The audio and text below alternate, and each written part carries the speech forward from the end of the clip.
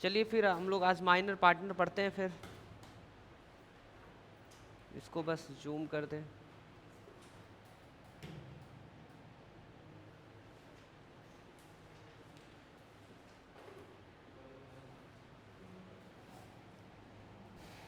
दिख रहा आप लोग को ना क्या लिखा माइनर पार्टनर? सभी लोग बुक ओपन कर लीजिए।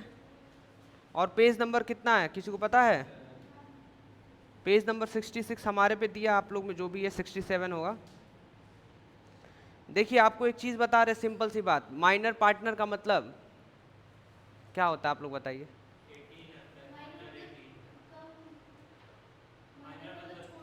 छोटा होता है, पर किसको मानेंगे छोटा? क्या आप लोग भी? हाँ, अंडर 18। जो 18 साल से कम है जिसका उम्र, उसको क्या कहेंगे? माइनर पार्टनर है। ठीक है। अच्छा देखिए, जो माइनर है वो पार्टनर बन सकता है कि नहीं, ये भी एक क्वेश्चन है। ठीक है, तो बन सकता है, तो क्या हो सकता है क्या नहीं हो सकता है वो हम लोग अब पढ़ने जाते हैं। ठीक है, फाइन। सबसे पहला line, the partnership act 1932 does not permit a minor to become a partner in the partnership firm. अब बताइए क्या कहते हैं आप लोग? हाँ, आगे चेंज होगा। ठीक है, आइए देख लेते हैं कि आप लोग आगे चेंज करा देते हैं या नहीं कराते हैं। ठीक है, तो देखिए दी पार्टनरशिप एक्ट जो है 1930 वो सीधा कह रहा है, सीधा, कि जो माइनर है मतलब 18 साल से कम है, तो वो क्या होगा? वो पार्टनर नहीं होगा, पार्टनरशिप फर्म में नहीं बन सकता। और ये बात सही है कि वो नहीं बन सकता। ठीक है, बट एक केस में हो सकता है, वो क्या है समझ लीजिए। The minor can only be admitted to the benefit of the existing firm. जैसे सपोज करिए कितने लोग हैं, 2 4 6 1 7, आप 7 लोगों का पार्टनरशिप फर्म है। क्या है? Partnership firm. आप 7 लोग क्या हैं? पार्टनर्स हैं। क्या हैं? पार्टनर्स।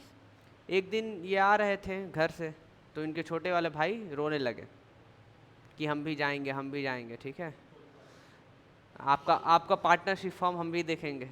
ये लेकर आते हैं, अगले दिन से रोने लगते हैं हम भी पार्टनर बनेंगे। ठीक है, अब भाई वो 10th में पढ़े हैं, ऐसा नहीं कि आप उल्लू बना देंगे। तो ये बैठा के उनको पढ़ाएं, कहें कि मेरे छोटे प्यारे भाई, इनको गुस्सा आ रहा था ना, तो गुस्सा व्यक्त करने का अलग तरीका, प्यार से बोल रहे थे। बस अब थोड़ा सा भाई बोलता तो फिर वो पीट देते वहीं पे। कह रहे मेरे छोटे प्यारे भाई, समझ रहे हैं प्यारे भाई का मतलब? गुस्सा, बहुत गुस्से का लेवल एकदम अव्वल लेवल पे है। ठीक है, हाई है एकदम। कह रहे मेरे प्यारे भाई, ये देखो पार्टनरशिप एक्ट क्या कहता है। पार्टनरशिप एक्ट 1932 कहता है 18 साल से जो कम का व्यक्ति है वो पार्टनर नहीं बन सकता है। तो इनके छोटे भाई कहते हैं भैया ये आगे भी पढ़ लीजिए, इसके इसमें इसमें हम आकर बेनिफिट तो ले सकते हैं, इसमें जो प्रॉफिट होगा वो प्रॉफिट तो हम ले सकते हैं। अब इनको चक्कर आ गया, गिर गए। एक दिन हॉस्पिटल में थे, कह रहे हम इसको पढ़ा रहे थे, हम ही को पढ़ा दिया। तो आप समझ लीजिए कि 18 साल से जो कम है वो पार्टनरशिप फर्म में आकर पार्टनर बनकर, तो पर पार्टनर बनेगा तो बस उसका यही हक है कि वो प्रॉफिट ले सकता है। ठीक है, और आगे और हम देखते हैं कि वो क्या नहीं कर सकता क्या कर सकता है। ठीक है, आगे देखिए क्या लिखा, minor partner do not contribute any capital. इनके छोटे भाई कुछ भी कैपिटल नहीं देंगे। These partners are not allowed to participate in the management of the firm. एक छोटा जिसको हम मान रहे हैं माइनर है, 18 साल से कम है, हमारा ये मानना है वो डिसाइड नहीं कर सकता, डिसीजन नहीं कर सकता, तो सब मिलाकर ये मैनेजमेंट में ये पार्टिसिपेट नहीं कर सकता। मैनेजमेंट में पार्टिसिपेट नहीं करने का मतलब बताइए आप लोग? हाँ, डिसीजन नहीं कर सकता, किसी भी मैनेज जो भी एक्टिविटी उस पर डिसीजन नहीं कर सकता। सीधा बैठ जाइए। हाँ, सभी लोग सीधा बैठे हैं, सीधा बैठिए सीधा। हाँ हाँ, वो ज़्यादा आज खुश हैं। ठीक है, फाइन। और आप खुश हैं तो हम लोग सब खुश हैं। आपके स्माइल की वजह से देखिए सभी के फेस पे स्माइल है कि नहीं है। ठीक है, फाइन। आगे क्या लिखा है कि वो मैनेजमेंट में पार्टिसिपेट नहीं करेगा। तो आप अपने छोटे भाई से बता दीजिएगा कि भाई आ तो जाओ, बट प्रॉफिट मिलेगा, और उसके अलावा ना तुम कैपिटल दे सकते हो ना पार्टिसिपेट कर सकते हो। ठीक है, सही बात है एकदम से। किस बेसिस पे? ये अब हाँ, ये बहुत अच्छा क्वेश्चन है। ये क्वेश्चन सारे लोगों को पूछना चाहिए। ठीक है, ये जो है ना, अब इनको तो मान लीजिए डेथ नहीं करा सकते किसी और का एग्जाम्पल लेते हैं। ठीक है, कि मान लीजिए एक और है, ठीक है, वो डेथ कर गया, वो अपने छोटे भाई को लेते आ गए, हाँ वारिस नहीं, छोट मतलब कि वो नॉमिनी टाइप में, कि आप गए तो आपके रिप्रेजेंट ये करेंगे, अब ये बट घर में कोई है ही नहीं, आप बड़े भाई थे या जो भी थे, पेरेंट्स थे, अब वो गए तो आना ही आना है, ठीक है। मान लीजिए माता पिता हैं, उसके सबसे छोटा लड़का है, ठीक है, माना माता पिता कोई दोनों में से नहीं है, दोनों नहीं है मान लीजिए, तो फिर कौन आएगा? छोटा वाला आएगा, सबसे छोटा वाला। समझ आ रहा है? एक मजबूरी में जो ला कर करना पड़ता है, समझ आ रहा है? एग्जैक्टली 18 साल बाद, 18 साल बाद उसको पार्टनर बन जाएगा, अच्छे तरीके से हो जाएगा। नहीं इलीगल नहीं, लीगली नहीं, लीगल तो यहाँ पे भी है, मतलब कि अच्छे तरीके से वो कंट्रीब्यूट कर सकेगा और he can participate in the management on that time. Fine, आगे बढ़ते हैं। कह रहा the minor partner is liable to outsider. हाँ ये है, लायबल है, लायबल मतलब लाइबिलिटी है। आउटसाइडर, मान लीजिए कि कोई फर्म में आया, ठीक है, वो कुछ किसी को उल्टा सीधा कुछ बता दिया, अब उसकी वजह से उसका लॉस हो गया, तो अब इनकी लाइबिलिटी है कि पे ऑफ करो जितना भी नुकसान हुआ है। आ रहा समझ में? या मान लीजिए कोई फॉर्म से कुछ परचेज करने आया, मांगा कुछ और, आप दे दी, मतलब वो छोटा वाला उठाकर दे दिया कुछ और, अब इसकी वजह से जब किसी दूसरे का लॉस हो रहा है, या यही मोहर उठा के मार दिया, ना पढ़ा लिखा कुछ ने मार दिया मोहर, हो गया नुकसान सभी लोगों का, तो उस केस में ये लाइबिलिटी इनकी होगी। ऐसा नहीं कि अब तुम छोटे हो तो एकदम सर पे चढ़ा के कहें कि चलो डांस करो, ठीक है। आ रहा समझ में? ही does not get any share in the loss. Loss होगा तो इसको नहीं मांगेंगे कि चलो लॉस हुआ है तुमसे हमको चाहिए, नहीं, बस प्रॉफिट देंगे इसको। लॉस होगा तो आप लोग समझिए, जैसे छोटा है ना वो, तो मान लीजिए वो कहीं किसी से कॉन्ट्रैक्ट कर लिया, मोहर मार दिया, नुकसान करा दिया दूसरे का, तो इन छोटे ही वाले को पेमेंट करना पड़ेगा, पे ऑफ करना पड़ेगा, उसकी लाइबिलिटी क्रिएट होगी, ठीक है। तो दो चीज हमको समझ आया, एक प्रॉफिट मिलेगा, लाइबिलिटी क्रिएट होगी, बाकी सब मना है। नहीं अनलिमिटेड नहीं है, वो छोटा है, वो उसके पास कितना प्रॉपर्टी होगा। आगे बढ़ा जाए। He get only share in the profit, बस उसको प्रॉफिट मिलेगा, इवन लॉस भी नहीं। ऐसा नहीं कि लॉस हुआ तो आप कहेंगे कि लॉस हुआ चलो लेकर आओ उतना पैसा, सभी लोग चंदा लेकर आओ, सभी लोग ला रहे हैं, मिलाकर हमको पे ऑफ करना, उससे नहीं मांग सकते आप। क्यों? क्योंकि वो माइनर है, ठीक है। हाँ वही तो है, अब क्या किया जाए, पार्टनरशिप एक्ट 1932 अब जो बनाया है वो है, वो तो सही है, क्या किया जाए, जो अच्छा चीज़ है उसके लिए हम लोग कर दिए प्रॉफिट, बताइए। हाँ एग्जैक्टली अगर उसकी तरफ से गलती हो रहा है तो लाइबिलिटी बनेगी। नहीं नहीं मतलब हो जाएगा, सपोज करिए, हाँ जिसमें वो इन्वॉल्व रहेगा, बस बस बस इतना ही है, बाकी अब सारे लोग है तो फिर चलिए आगे बढ़े हम लोग। समझ आ गया आप सभी को? ठीक है, तो आगे बढ़ते हैं फिर। After attaining the age of majority the minor is to give public notice. जहां 18 साल के ऊपर बड़ा हुआ उसको पब्लिक नोटिस देना है कि वो ज्वाइन करना चाहता है कि नहीं करना चाहता है। करना चाहता है तो बता दे, नहीं करना चाहता है तो वो भी बता दे, ठीक है बस। हाँ नहीं करेगा तो यही माना जाएगा। अच्छा नहीं नहीं पब्लिक नोटिस नहीं दिया ना, क्या नहीं दिया कि हम इसमें रहना चाहते हैं कि नहीं रहना चाहते हैं। अगर किसी को कुछ नहीं बताया तो ऑटोमेटिक वो हो जाएगा, माना ये जाएगा, हाँ हो जाएगा। इसमें लिखा हुआ है if he does not give any notice within a prescribe period then he will be deem to become an active partner in the firm. माना जाएगा कि ये एक्टिव पार्टनर हो गया। अगर वो किसी को कुछ नहीं बताता है तो क्या माना जाएगा? एक्टिव पार्टनर है, ठीक है। उसको टाइम दिया जाएगा कि जल्दी बताओ, और डीम का मतलब होता है माना जाएगा, ठीक है, हम लोग मान लेंगे, ठीक है। समझ आ रहा है आप सभी को? तो समझ आया, इतना आप लोग को आया? आगे बढ़े हम लोग। Next, formation of partnership firm, क्या लिखा है? ठीक है। अच्छा फॉर्मेशन का मतलब क्या होता है? वही पार्टनरशिप फर्म को बनाने की प्रक्रिया, कुछ नहीं करना होता है। A partnership firm is form, हाँ, when two or more persons enter into an agreement, ये तो हम लोग को पढ़ रखे हैं कि जब दो या दो से अधिक लोग आ जाते हैं, एग्रीमेंट करते हैं, प्रॉफिट एंड लॉस को हम लोग शेयर करेंगे, तो उसी को पार्टनरशिप फर्म कहते हैं, ठीक है फाइन। और पार्टनरशिप डीड भी हम लोग पढ़ रखे हैं, क्या? The document containing the terms and conditions of the partnership agreement is known as partnership deed. आप लोग को बताए थे ना कि जिस भी डॉक्यूमेंट में आप सभी लोग एग्रीमेंट कर रखे हैं उसको क्या बोलेंगे। और इवन हमने ये भी बता रखा है कि उस पार्टनरशिप डीड में क्या क्या होता है। याद है आप लोगों को, पार्टनर्स का नाम होता है, पार्टनर्स का एड्रेस होता है, हाँ साइन होता है, प्लस इसके बाद इंटरेस्ट ऑन कैपिटल आपको कितना मिलेगा, इंटरेस्ट ऑन ड्राइंग आपको कितना दिया जाएगा, ठीक है, आप ड्राइंग्स आपको कितना देना होगा, इंटरेस्ट ऑन ड्राइंग्स आप कितना ड्राइंग्स कर सकते हो, सबका रेशियो होगा, एग्रीमेंट हुआ होगा पूरा। ठीक है, आइए देख लेते हैं पार्टनरशिप डीड में क्या क्या होता है। The common content of partnership deed, इस पार्टनरशिप डीड के अंदर ये सारा हो सकता है। पहला, name of the firm, name and address of the partners, देखिए बोले थे ना आप लोगों का नाम और आप लोगों का एड्रेस।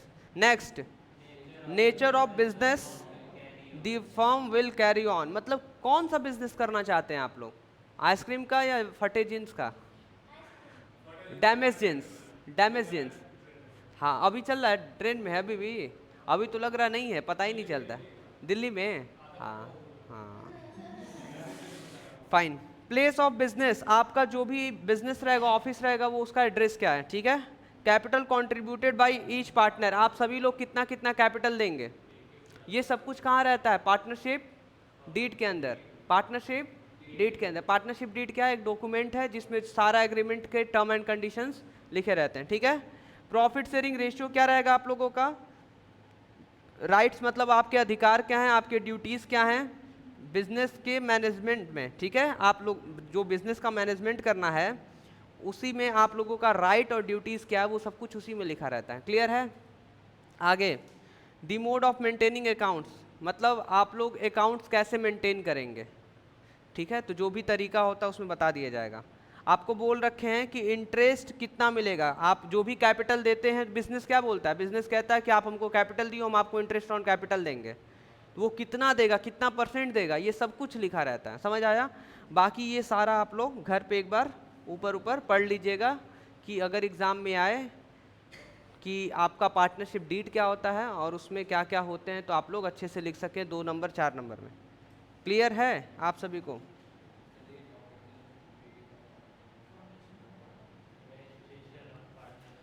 क्या लिखा है next, registration of partnership firm. देखिए रजिस्ट्रेशन कराना कंपलसरी है कि नहीं है, क्वेश्चन आ रहा है ना आप लोग के दिमाग में, और आप लोग क्या बोल रहे हैं, सर है सर है सर। आइए देख लेते हैं कि नहीं है। Registration of partnership firm legally it is not compulsory, आपको कराना है तो कराइए, नहीं कराना है तो मत कराइए। बट आप करें सर कराएंगे तो फ़ायदा क्या, नहीं कराएंगे तो नुकसान क्या, सब आगे बढ़ते हैं हम लोग। ठीक है, तो कह रहा है it is not compulsory for partnership firm get itself registered but then also partner prefer to get the firm registered. सारे पार्टनर्स पता है क्या चाहते हैं, रजिस्ट्रेशन करा ले।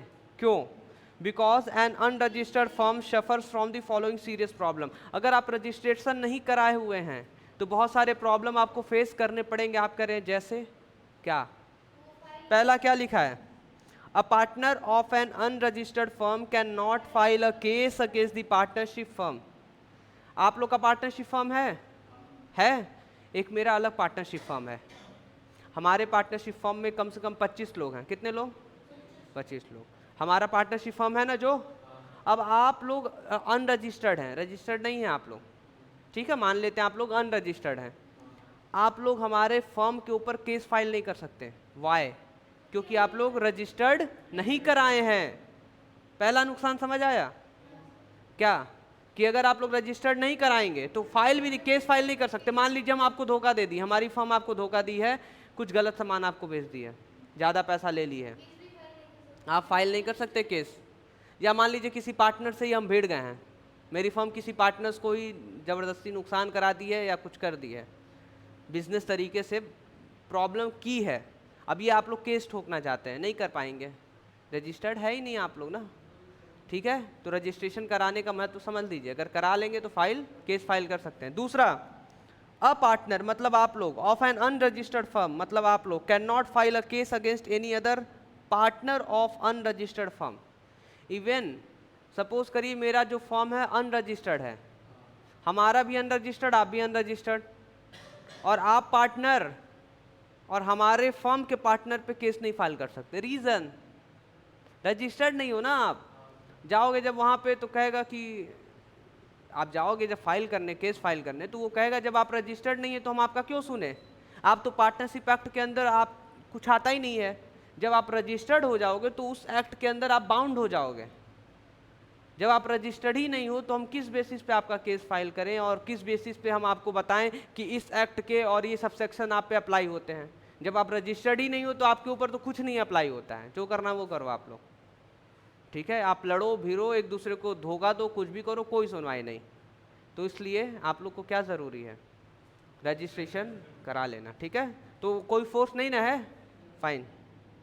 तीसरा, एन अनरजिस्टर्ड फर्म, मतलब आप लोग का फर्म, ठीक है, can not file a suit against any third party और आउटसाइडर फॉर रिकवरी क्लेम।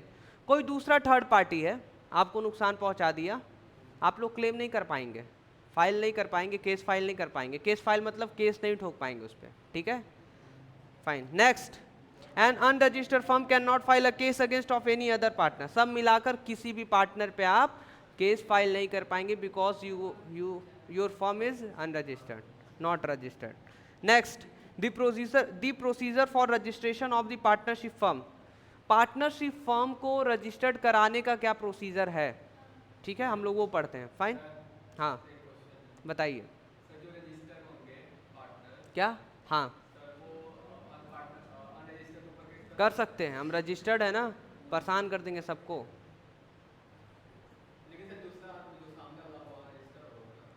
तो हम है ना रजिस्टर्ड, हमारे साथ जो धोखा किया है हम तो एक्ट के अंदर बाउंड हैं, हम तो उसको परेशान कर देंगे, हम तो परेशान कर देंगे। हमारे जो अधिकार हैं वो तो हम अपने अधिकार के लिए लड़ जाएंगे, समझ आ रहा है।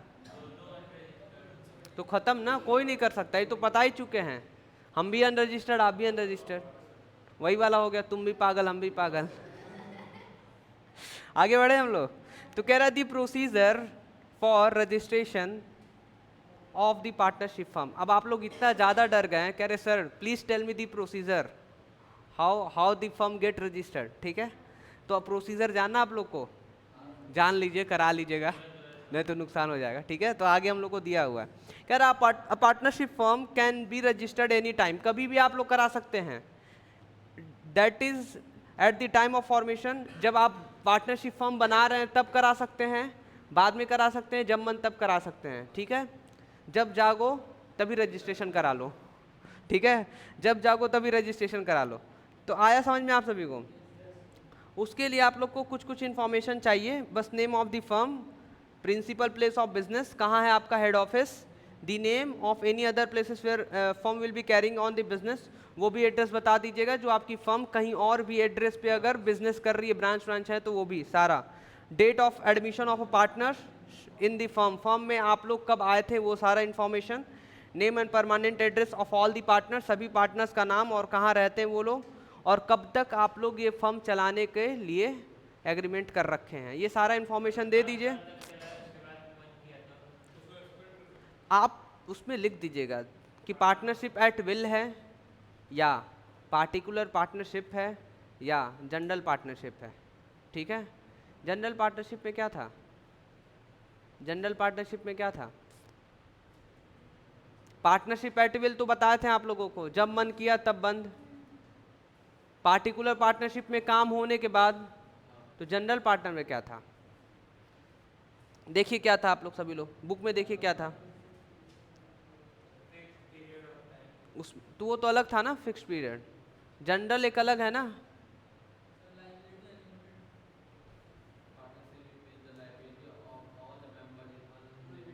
अच्छा ये अलग है, ये लाइबिलिटी के बेसिस पे था, ये टाइम पीरियड वाला नहीं है। तो जनरल पार्टनरशिप अलग हो गया, छोड़ दीजिए, ठीक है ना। हम लोग का तीन ही पढ़े थे, पहला फिक्स्ड वाला, दूसरा एटविल वाला और तीसरा पार्टिकुलर वाला। तो आप देखिए क्या है, वो एप्लीकेशन जब आप साइन कर देंगे सारे पार्टनर्स, ठीक है, रजिस्ट्रार ऑफिस में चला जाएगा, वेरीफाई होगा और पूरा सब कुछ इन्फॉर्मेशन चेक किया जाएगा, फिर आपको क्या दे दिया जाएगा, सर्टिफिकेट ऑफ रजिस्ट्रेशन, ठीक है, या आपको ये बोलेंगे आरओसी, रजिस्ट्रेशन ऑफ सर्टिफिकेट ऐसे बोलते हैं, फाइन। तो आपको समझ आया कैसे कैसे हो गया, बस आप इन्फॉर्मेशन दे दीजिए, रजिस्ट्रार ऑफिस होता है, अब अलग अलग जगह पे अलग अलग रजिस्ट्रार ऑफिस होगा, ठीक है, वहीं पे जाके आपको सबमिट करना होगा, आपका हो जाएगा काम। आगे बढ़े हम लोग, ठीक है, ये हम लोग का पार्टनरशिप खत्म। अब क्या पढ़ना हम लोग को? Cooperative organisation. कोऑपरेटिव का मतलब क्या है? यही कि वर्किंग टुगेदर, एक साथ कोऑपरेट करके काम करना। कोऑपरेट का मतलब एक साथ आप लोगों को क्या करना है? कोऑपरेट करके काम करना। एंड विद अदर मतलब working together and with others for a common purpose. आप लोग एक साथ हुए अपने लिए भी और सामने वाले के लिए भी हेल्प करने के लिए, एक पर्पस लेकर आप लोग क्या हुए? एक साथ हुए हैं, ठीक है। जैसे सपोज करिए आप किसी न किसी प्रॉब्लम से आप झेल रहे हैं, किसी न किसी प्रॉब्लम को आप फेस कर रहे हैं, तो आप क्या किए? अपने मन से आप लोग एक साथ आए और कह रहे हैं कि चलो हम लोग एक कोऑपरेटिव ऑर्गेनाइजेशन बनाते हैं, इसको रजिस्ट्रेशन कराते हैं, और कराने के बाद अपना भी हेल्प हो जाएगा, दूसरे सामने वाले का भी हेल्प कर देंगे। आप कह रहे सर कैसे अपना हेल्प दूसरे का कैसे हेल्प करेंगे? तो हम लोग अभी सीखने वाले हैं, ठीक है।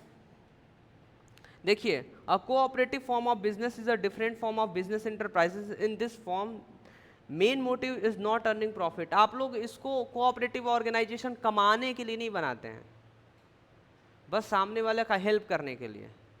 आप अपने कमाने के लिए नहीं बनाते हैं, बिजनेस करने के लिए नहीं बनाते हैं, बस किस सामने वाले का हेल्प करने के लिए आप लोग जो एकजुट होते हैं उसी को क्या बोलेंगे?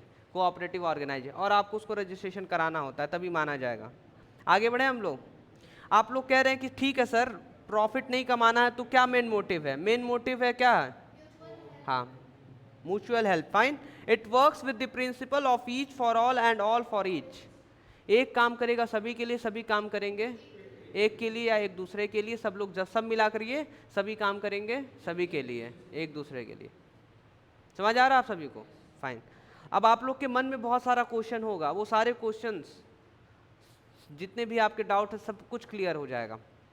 4-5 प्रकार के हम लोग पढ़ लेंगे कोऑपरेटिव ऑर्गेनाइजेशन, आप सब क्लियर हो जाएगा, हम कर देंगे क्लियर, ठीक है। कोई भी क्वेश्चन आपके मन में नहीं रहेगा। दी कोऑपरेटिव सोसाइटी, आप कोऑपरेटिव ऑर्गेनाइजेशन बोलिए या कोऑपरेटिव सोसाइटी बोलिए, बोथ आर सेम। तो कोऑपरेटिव सोसाइटी और organisation is a voluntary. Sir voluntary का मतलब नहीं, अपने मन से, जो अपने मन से, वॉलंटरी मतलब अपने मन से। कहते हैं ना वॉलंटरी, आप लोग किसी कोई भी वॉलंटरी है मतलब अपने मन से उठ के आ जाइए वॉलंटरी, तो वही है इसमें कि कोऑपरेटिव सोसाइटी और organisation is a voluntary association. मतलब आप सबका जिसका जिसका अपना मन करता है ना, वो सारे लोग इकट्ठा होते हैं और एक एसोसिएशन मतलब संस्था बनाते हैं ऑफ अ पर्सन्स, बहुत सारे लोगों का, हु ज्वाइन टुगेदर, सभी लोग मिलते हैं एक दूसरे की हेल्प करने के लिए। मिनिमम कम से कम कितने लोग होने चाहिए? 10 लोग। 10 persons are required to perform a cooperative society. The registration of cooperative society is, and the capital of cooperative organization is contributed by the member only in the form of share capital. आपको share capital के form में क्या देना होगा? Capital देना होगा, ठीक है। The cooperative organisation can raise loan also from the bank. आपको एक चीज़ बताएं क्या, जब आप लोग 10 लोग मिल गए, मान लीजिए 2, 4, 6, 7 और 3 लोग और 10 लोग, आप लोग अपने मन से आए हैं और मन से डिस्कस किए हैं कि चलो एक कोऑपरेटिव बनाते हैं, किसी को ज़बरदस्ती नहीं लाया गया। ये नहीं कि आप लोग 8 लोग आके हमारे यहाँ, सर सर बस एक लोग कम है सर, प्लीज़ सर आ जाइए सर, प्लीज़ सर, ऐसा कुछ नहीं है। अपने वॉलंटरी एसोसिएशन, अपने मन से, ठीक है, सबका अपना मन किया तब आके वो जुड़ा है आपसे। तो 10 लोग आप लोग आ गए और रजिस्ट्रेशन करा लिए। क्या करा लिए? और जब कोऑपरेटिव ऑर्गेनाइजेशन में जब आप रजिस्ट्रेशन करा लिए ना, तो बैंक भी समझ गया और गवर्नमेंट भी समझ गया कि कोऑपरेटिव ऑर्गेनाइजेशन का मतलब क्या होता है, बस दूसरों को हेल्प के लिए। और बैंक से जाएंगे लोन लेने ना, तो तुरंत दे देगा आपको लोन, आपको लोन तुरंत दे देगा।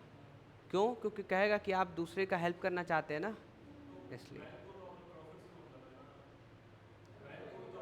वो तो लेगा ही, वो तो इंटरेस्ट लेगा ही। वो देखिए हम बता रहे हैं, वो जो भी चाहिए, सिक्योरिटी चाहिए, जो कुछ भी चाहिए, अब वो बैंक है, हम लोग उस पर डिस्कस नहीं करेंगे। लोन लेने में आसानी हो जाता है, बस हम लोग ये जानेंगे। समझ आया आप सभी को? आगे बढ़ते हैं।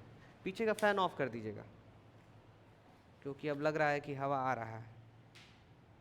चलिए आगे बढ़ते हैं हम लोग। फैन फैन फैन चलिए तो आगे हम लोग बढ़ते हैं। देखिए क्या है कि अलग अलग ऑथर्स हैं, वो डिफरेंट ऑथर्स क्या लिखे हैं, डेफिनेशन लिख रखे हैं।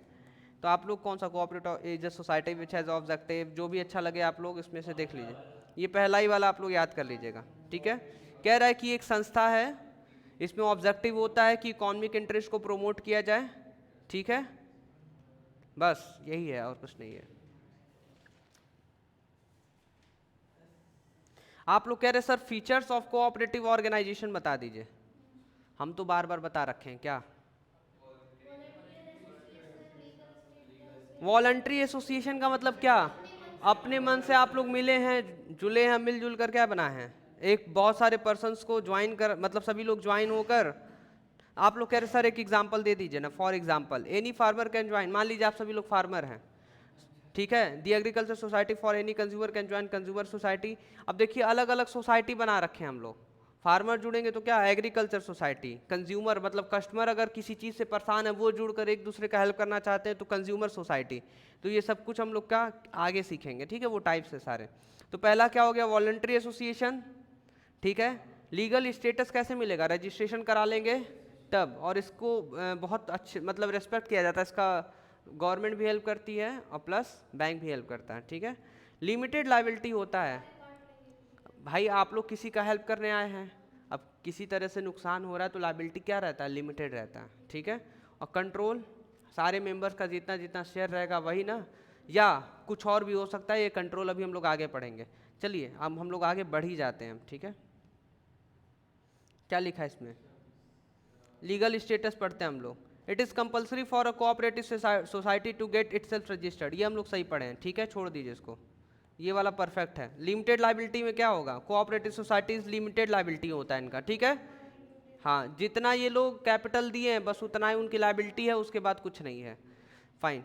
कंट्रोल में हम बोले थे ना, किसका कंट्रोल रहता है, हाँ हम लोग बोले थे सारे लोगों का, बट शक है हमको कि सारे लोगों का होता है कि नहीं होता है, और हमें जहाँ तक लग रहा कुछ नहीं, सारे लोग का नहीं होगा। देखिए क्या लिखा है, in cooperative society the power to take decision lies in the hands of an elected managing committee. The committee is elected through voting by members, मतलब उसमें एक मैनेजिंग कमेटी बनाया जाता है, ठीक है। और वो मैनेजिंग कमेटी कैसे बनता है, वोट दे के, ठीक है। मान लीजिए दो लोग खड़े हो गए, आप पीछे से दो लोग, ठीक है, कि हम मैनेजिंग कमेटी में पार्टी मतलब वो क्या कहते हैं कि खड़े हैं, हमको वोट दीजिए, आप लोग कैंडिडेट हैं आप लोग। तो ये कितने, 2 4 6 और जितने भी 8 लोग बचे हैं, आप लोगों को क्या देंगे, वोट देंगे। जिसका अधिक वोट जाएगा उसको क्या बोल देंगे, आप मैनेजिंग कमेटी हैं, अब आपको क्या करना है, मैनेज करना है, ठीक है। समझ आया, हाँ क्या बोल रहे हैं, क्या, हाँ 4 4, अब उसी में फिर से कुछ कराया जाएगा किसी न किसी तरह से। चलिए आगे क्या लिखा है, सर्विस मोटिव, इनका मोटिव क्या होता है, सर्विस देना। और नेक्स्ट क्या लिखा है 6 में, equal voting right. Equal voting right का मतलब ये है कि ऐसा नहीं है कि इनका नाम है रोशन, देते हैं रोशनी, ठीक है। तो ये अगर एक वोट देंगे तो काउंट वहाँ पे 2 होगा, ऐसा नहीं है, 1 vote 1 value, equal value equal voting right. समझ आया आप सभी को, ऐसा नहीं कि वो देंगे तो 6 काउंट किया जाएगा, 1 वैल्यू 1 पर्सन 1 वोट 1, ठीक है, 1 काउंट, इक्वल वोटिंग राइट्स। समझ आया सभी को, क्लियर है, ठीक है। तो आप लोग एक काम करिए, इसको अच्छे से याद कर लीजिएगा, क्या कर लीजिएगा, और याद करके कल ना आप लोग आइएगा, हम लोग थोड़ा सा इस पर पूछ लेंगे हम आपसे कि आप लोग अच्छे से याद कर लिए हैं कि नहीं याद कर लिए।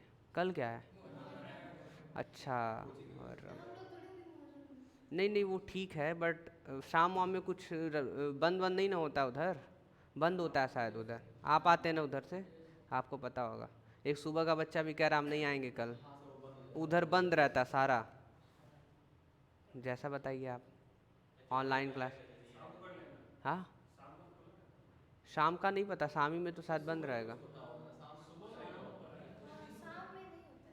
आ जाइए पढ़ लीजिए, कोई दिक्कत नहीं है, पढ़ लीजिए, कोई दिक्कत। वैसे डेट कितना है कल,